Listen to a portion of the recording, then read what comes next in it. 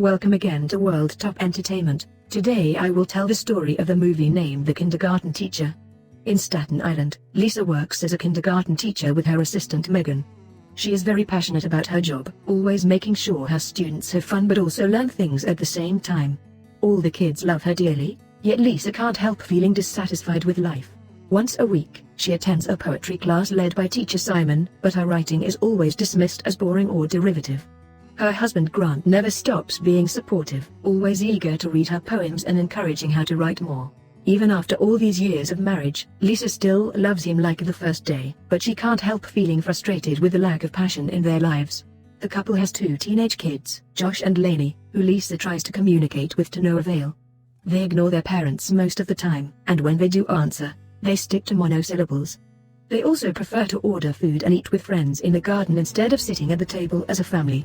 One afternoon, after Lisa's class is over, her student Jimmy is pacing the room while waiting to be picked up.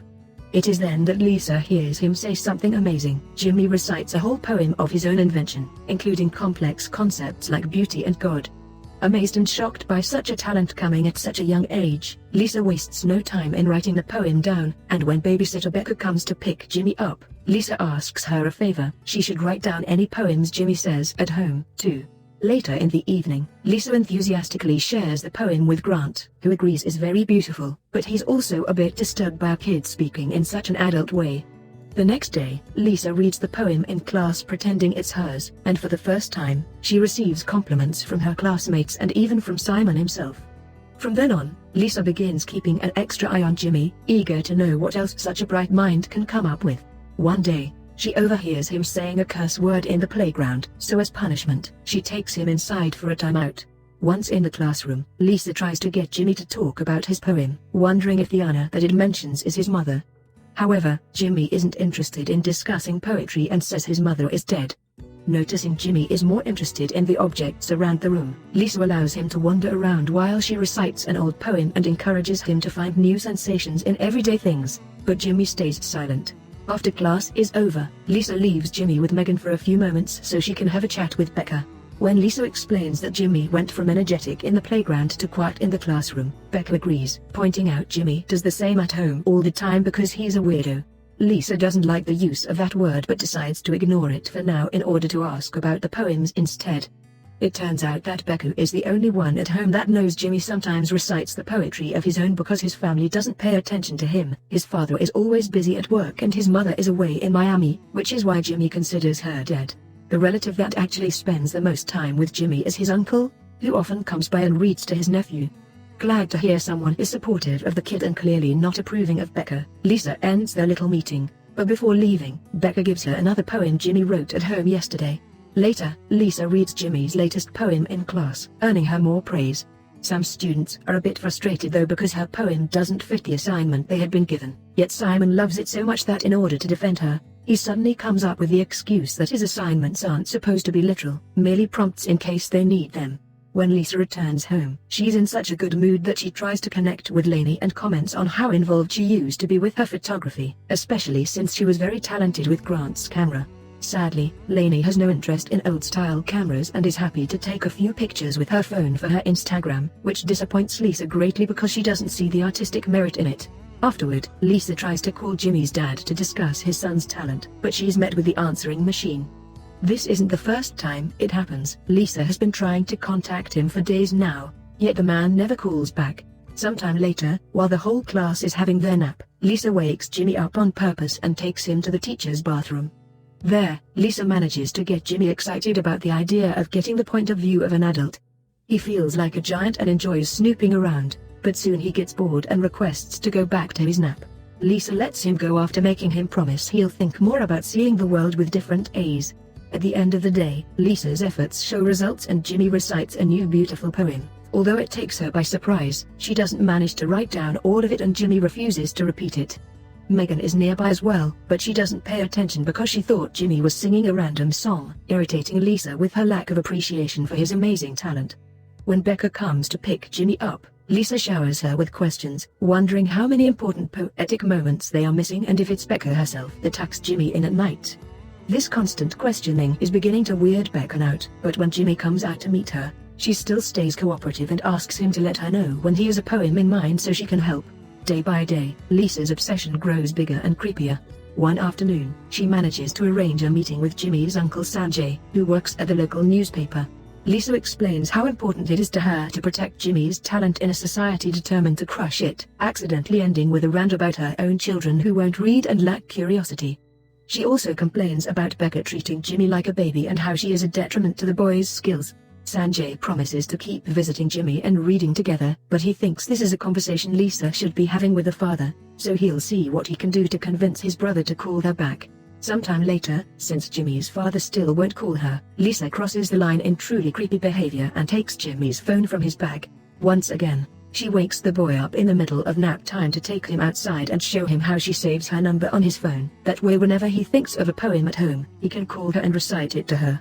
She also tells him not to let Becca call him names like Little Bunny because it's belittling. At home, things aren't getting any better either. Lisa and Grant are frustrated because Josh has decided to throw all his studies and university acceptance letters into the trash and instead join the Marine. An argument ensues where Josh accuses Lisa of only caring about the achievements in her head, leaving her in tears. Once Josh is gone, Grant tries to comfort his wife and distract her by getting frisky with her right there in the living room. Lisa is into it, but only at first, because she drops it all the second she hears her phone ring. It's Jimmy with another poem. Disappointment takes over Grant when he notices he's being ignored and he just gets dressed again to do something else with his time. The next day at school, Lisa praises Jimmy for his poem but also for calling her. She also takes the chance to share one of her own poems.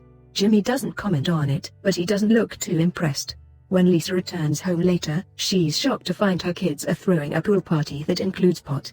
Furious, she approaches Lainey and makes a scene as she confesses she wishes there was more curiosity and intellectualism in the house.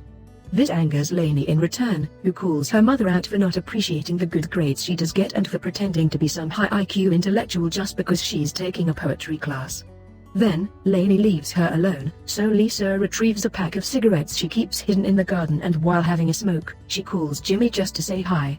A few days later, Simon calls Lisa to his office to offer more praise for her latest work and to invite her to read some of her poems at a poetry reading event his favorite bar often organizes. Obviously, Lisa accepts before sharing the same poem he read to Jimmy, but Simon isn't as enthusiastic about this one. He begins talking about the visionary writing behind her other poems, which he doesn't know were stolen, and thinking about those gets him so excited that he ends up getting frisky with Lisa right there on the office floor. They have a nice time, but it's obvious that Simon is more attractive to her art than to Lisa herself.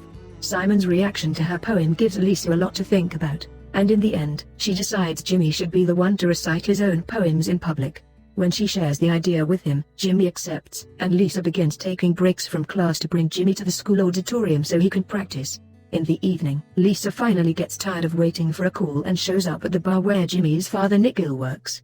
Nick Hill is happy to hear his little boy is smart, but Lisa pushes for more, explaining his talent needs to be nurtured and that Becca treats him like a dumb puppy.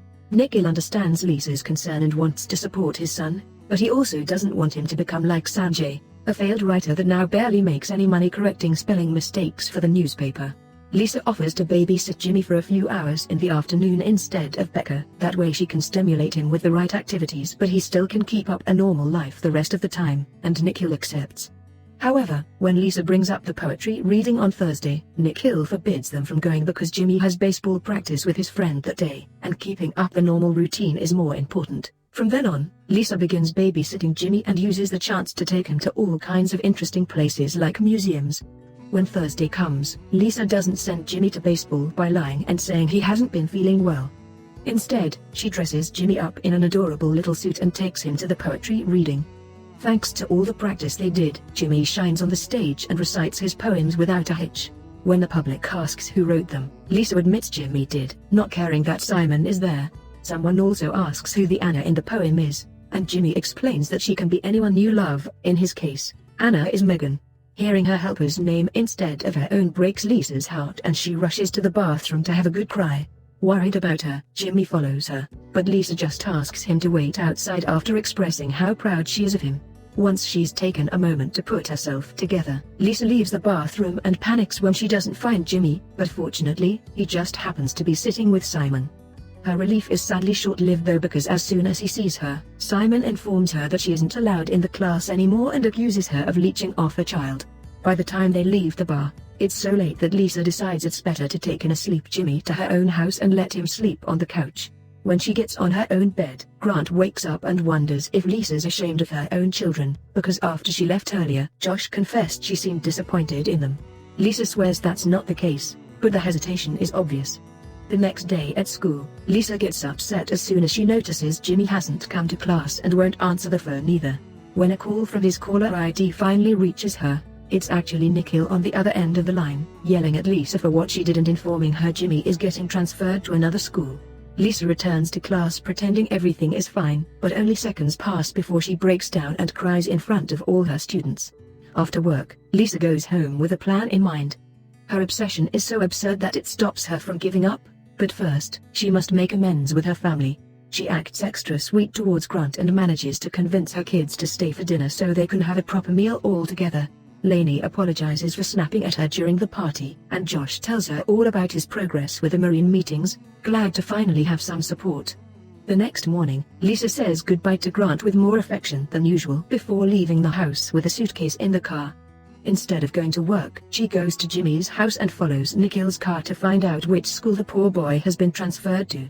A few hours later, when Jimmy's class is in the playground, Lisa approaches the back fence to invite Jimmy to come swimming with her, knowing it's an activity he loves. Not only Jimmy accepts, but he also tells her he's missed her, which in Lisa's twisted mind means she's doing the right thing. Lisa manages to kidnap Jimmy by teaching him how to unlock the door, and together they travel to a beach up north, although Lisa confesses their final destination is Canada. They spend the afternoon having fun together in the water, and Jimmy is having such a good time that he even gets inspired to create another poem. Afterward, they go to a hotel to spend the night. Once Jimmy takes his shower, Lisa goes next, but she barely gets to wash before she hears a weird noise. Jimmy has locked the bathroom door on purpose. Desperate not to lose yet, Lisa tries to bribe him with promises of more fun and ice cream, but Jimmy ignores her and grabs the phone, although he's having trouble using it. There's no getting out of this, so Lisa forces herself to accept defeat and try to end things as smoothly as possible, not to traumatize the poor kid. As she cries her heart out, Lisa explains to Jimmy he must dial 911, although he has no trouble using the word kidnapped on his own. Lisa also gives him the hotel name and room number before asking him to tell the cops she isn't armed. Once the call is over, Lisa manages to convince Jimmy to let her out so she can put on some clothes before the police arrive. While she brushes her hair, Jimmy comes closer and holds her hand because even if she kidnapped him, he doesn't like seeing her sad. It only takes the cops a few minutes to arrive, and when they do, they pick up Jimmy to place him in the safety of their car. Overwhelmed, Jimmy announces he has a new poem, but nobody listens. Please subscribe to our channel World Top Entertainment for more movie recaps.